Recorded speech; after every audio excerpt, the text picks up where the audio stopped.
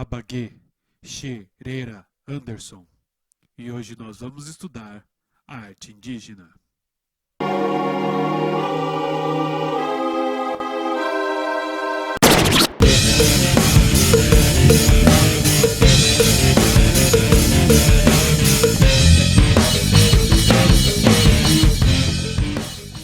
Vamos aos nossos objetivos.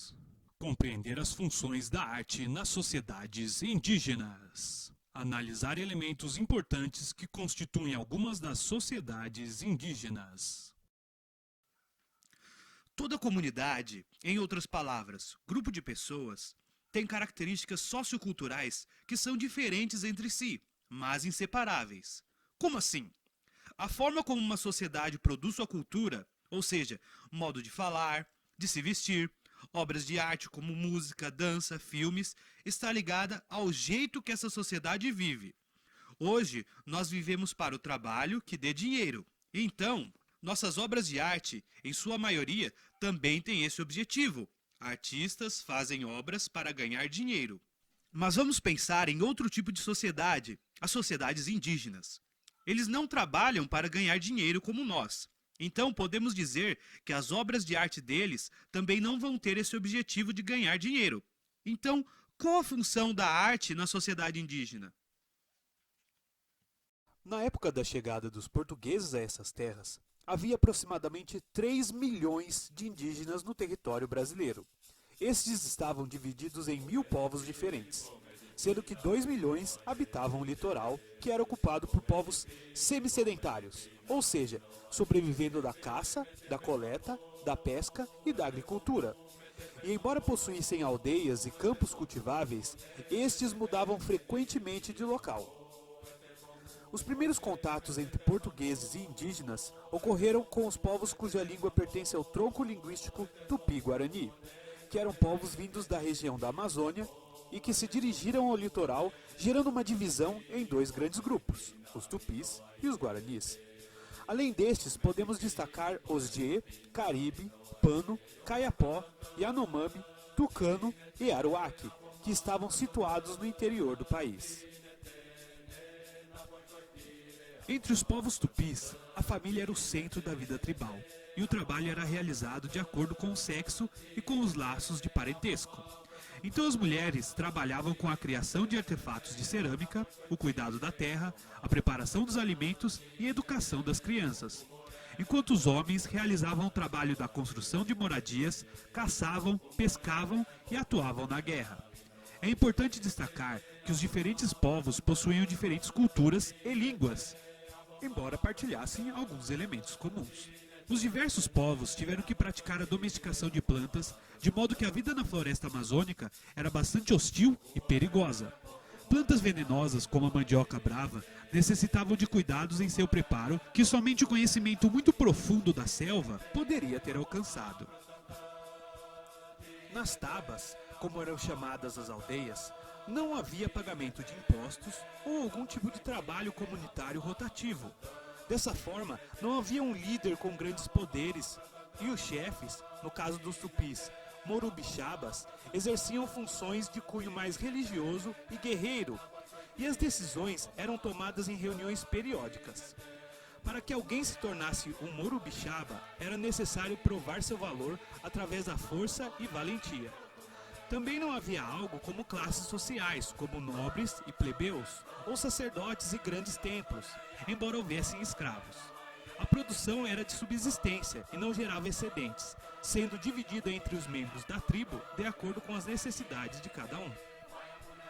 As aldeias eram cercadas por troncos e construídas de modo circular para proteção em caso de guerras. As ocas eram feitas a partir de uma armação de madeira edificada sobre chão batido e coberta por fibras vegetais, e abrigavam dezenas de pessoas.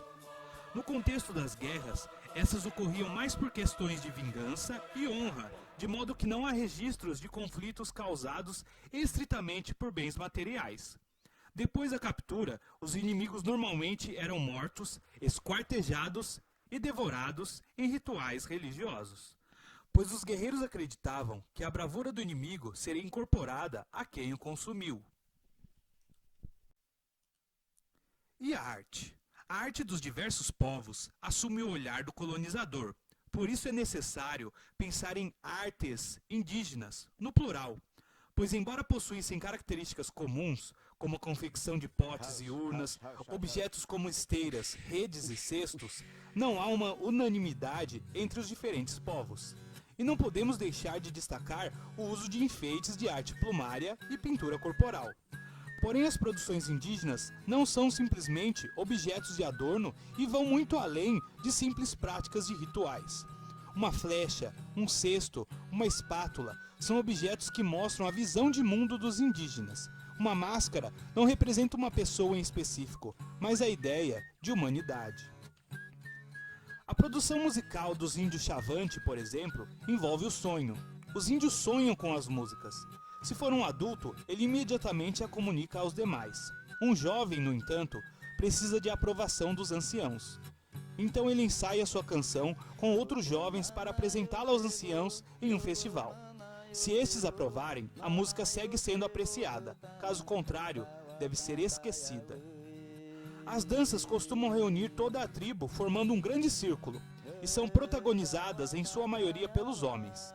Normalmente acompanham cantos que falam sobre as proezas da guerra e da caça, com acompanhamento de instrumentos semelhantes a chocalhos, tamborins, dentre outros, confeccionados pelos próprios índios.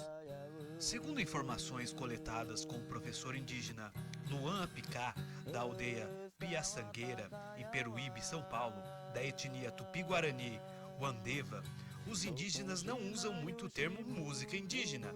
Eles preferem o termo cânticos indígenas, porque música é considerado muito genérico e para o indígena o cântico vem da alma e é uma forma de se conectar com seus ancestrais e com Yanderu, Deus em Tupi-Guarani. Na terra indígena de Piaçangueira, eles têm a Casa Grande, que frequentam todos os dias. É um espaço de aprendizagem e de contação de histórias sobre os antepassados, onde conversam com os mais velhos, os anciãos, da aldeia e se conectam com sua cultura e ancestralidade. Nesses encontros, eles entoam cânticos que não necessariamente precisam significar coisas ou palavras. Em vários momentos são apenas sons emitidos pela boca, em que os mais velhos ficam na frente cantando enquanto os outros seguem acompanhando. São esses encontros e esses cânticos que fortalecem a comunidade e afastam os espíritos malignos. São cânticos muito poderosos e ensinados por Yanderu. Existe também uma musicalidade muito forte entre mãe e filho, em que as canções de ninar criam os primeiros laços entre eles. A música de ninar é muito poderosa e funciona como uma permissão para a criança dormir e entrar em contato com a sua ancestralidade. A música para os indígenas vem do coração e é algo espiritual. Acreditam ser algo real e verdadeiro, e não é apenas a contação de alguma circunstância, mas também uma oração e um ato de resistência cultural. Ela fortalece o coletivo, principalmente para o povo Tupi-Guarani, em que homens, mulheres e crianças firmam seus laços através das canções. Existem músicas para rituais onde todos cantam juntos. Existem cânticos de brincadeiras, de convivência na selva e as crianças brincam cantando. Existem músicas específicas para rituais de batizados e para momentos sagrados, como os que comemoram o Ano Novo, que para eles é na primavera, quando se inicia o período de colheita e plantio. Cada instrumento é um espírito e não pode ser tocado de qualquer maneira, ou por qualquer pessoa. Existem os instrumentistas da aldeia que já nascem com essa habilidade. A maraca, chocalho, é um espírito muito poderoso e representa Yanderu, segurando e protegendo o mundo. Ele é tocado apenas pelos homens. A taquara é um instrumento feito de bambu que é usado batendo no chão e é tocado só pelas mulheres. A flauta, o tambor, o chocalho, a taquara e o violão são instrumentos poderosos e feitos com materiais da natureza. Então é isso, pessoal, eu espero que vocês tenham entendido. Nós fizemos um pequeno interlúdio entre nossas aulas do Egito, mas na próxima aula voltaremos